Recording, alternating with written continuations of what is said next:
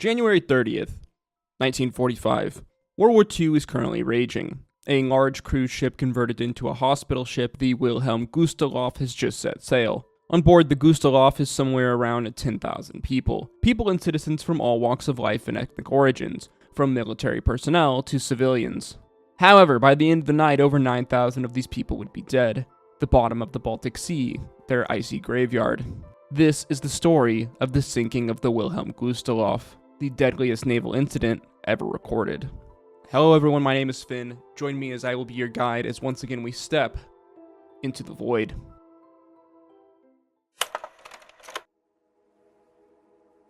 The year is 1945. World War II is very quickly coming to an end in Europe. Germany has suddenly found itself being squeezed from within on both sides. The Allied forces rapidly pushing in from the west, while Soviet forces push in from the east, all sights on Berlin. Knowing that the situation was dire, German military authorities ordered an evacuation of all German military personnel and civilians in all territory, specifically in this case from eastern Prussia and the German-occupied Baltic states, as Soviet forces are rapidly descending upon them. The plan named Operation Hannibal, a full-scale evacuation led by the once grand cruise ship now converted to a hospital vessel, the Wilhelm Gustloff, in what was to be this ship's final voyage before ultimately it would be decommissioned. The plan was relatively simple, to evacuate as many military personnel and civilians in these areas as possible in one go. As again, time was not on the German side here. Stalin's forces were already pushing across Poland, and the Baltic Sea had become crawling with Soviet ships and submarines.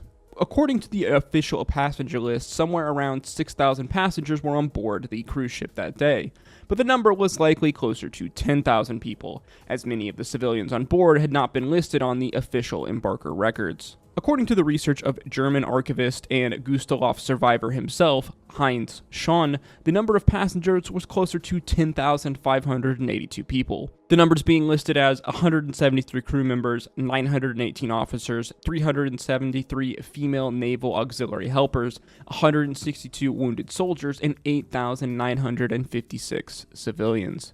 The ship, while being designed to carry large numbers of people, was overcrowded to say the least that day, its interior bursting at the seams with people desperately trying to flee. The ship would finish boarding in the late morning of January 30th, a few hours later setting sail at 12:30 p.m., as it made its way into the Baltic Sea, headed towards the German coast. The cruise ship would be flanked by 2 German torpedo boats, as well as another smaller evacuation transport, the Hansa. Not long into the voyage, the Hansa, along with one of the torpedo boat escorts, would be disabled by mechanical issues, leaving the large cruise ship with only 1 torpedo boat escort. As the 2 ships continued to push into the Baltic Sea, an argument would break out aboard the deck of the Gustloff. You see, the Gustloff was carrying 4 captains that day. The Gustloff's primary captain, Frederick Petersen, 2 merchant marine captains, and the captain of a German U-boat, Wilhelm Zahn. These 4 men were unable to agree on how exactly to protect the vessel from Soviet submarines they knew were prowling the Baltic Sea. The U-boat captain advised Petersen to stick to the shallows, closer to the shore, and to sail with no lights, as the shallower water made it more difficult to be set upon by submarines, as they could easily see them coming if they were to enter this water, and sailing without lights would obviously make the vessel carrying thousands of civilians harder to see, especially once night took. Captain Petersen would only take the man's partial advice, leaving the ship in the dark, leaving the lights off. However, he decided to push out into deeper waters that day. The Gustloff and his torpedo boat companion would continue to set sail, until Captain Petersen would receive a communication of an upcoming minesweeper German convoy. By this point, it is already early evening. Wanting to avoid a collision with the upcoming convoy, Captain Petersen would order the ship's red and green navigation lights be turned on, making the large cruise ship a now glowing beacon in the dark waters. Now you see, while the Gustloff was originally a cruise ship now converted to a hospital ship for the war effort, on the outside it would be hard to tell exactly what this ship's purpose was. You see, the great cruiser was fitted with an anti-aircraft gun, and the German military had not marked her as a hospital ship.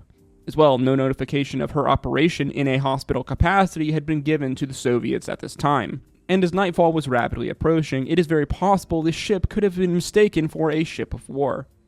Not long after the Gustloff turned off its lights, it was spotted by a Soviet submarine, commanded by Captain Alexander Marinsenko, as the captain began trailing the Gustloff and its torpedo boat guard. Now, normally, German torpedo boats at this time were fitted with a litany of anti-aircraft guns, as well as sensors that could detect submarines. Unfortunately, though, on this night, the vessel's sensors had frozen, as well as her anti-aircraft guns were broken, inoperable, leaving the ship relatively defenseless, and completely none the wiser that they were being trailed by the Soviet submarine for nearly 2 hours. At 9 p.m., the submarine circled to the Gustloff's port side, firing off 3 torpedoes which would strike true. The first torpedo would strike the ship's bow, causing the ship's doors to lock. Many of the sleeping off-duty crew, none the wiser, drowning before they had any idea what was going on. The second torpedo struck the accommodation for the Women's Naval Auxiliary. Only 3 of these 373 women who were staying in this area would survive that night. The third torpedo landed a direct hit on the ship's engine room, disabling all power and communications, leaving the ship lifeless. The blast of all 3 of these torpedoes would kill many almost instantly in the process, as chaos would ring out on the overly crowded ship as it began to rapidly take on water.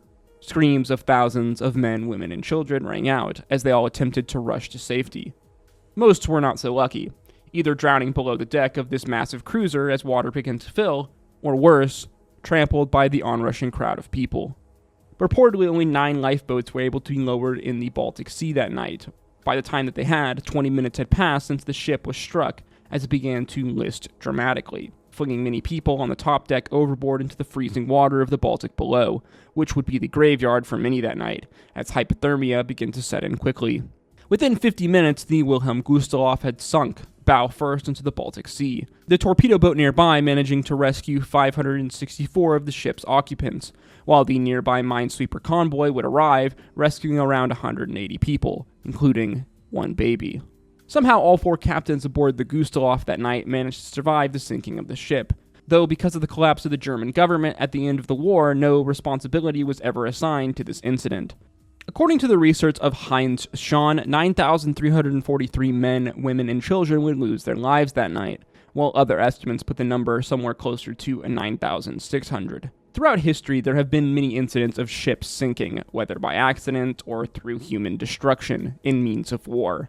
However, the sinking of the Wilhelm Gustloff remains by far the largest loss of life in maritime history, as the result of specifically one sinking ship. Now, the sinking of the Wilhelm Gustloff is a rather complicated situation. You see, the ship was never declared a hospital ship by the German forces. As well, because it was transporting military personnel at the time, it did not have any protection as a hospital ship under international accords, seemingly meaning that that night it was a completely fair and valid military target. And obviously for many around the world and in history, there is no real love lost for the German regime at the time during World War II.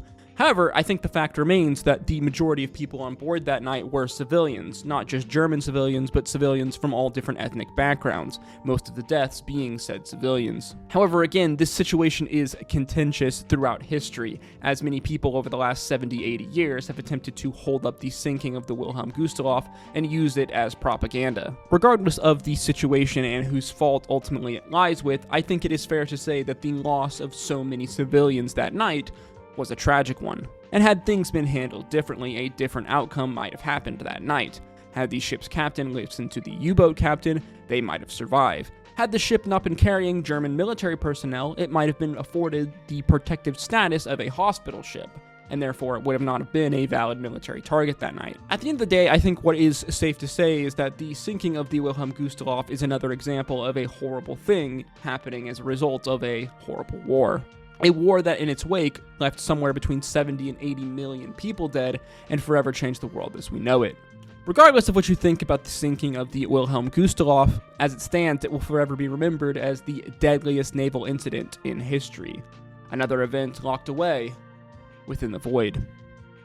Friends, thank you again for watching this video. If you did enjoy the video or you learned something new, please make sure you like, comment, and subscribe, as your engagement on this video really is the easiest way to support it, and it does actually go a long way in putting this video into the algorithm. If you did enjoy this video, if you are a fan of the dark, the unexplained, and just the overall spooky, then why don't you check out some of my other videos on screen now. Thank you again, friends, for watching. I hope that you will join me once again in the future as we step within the void.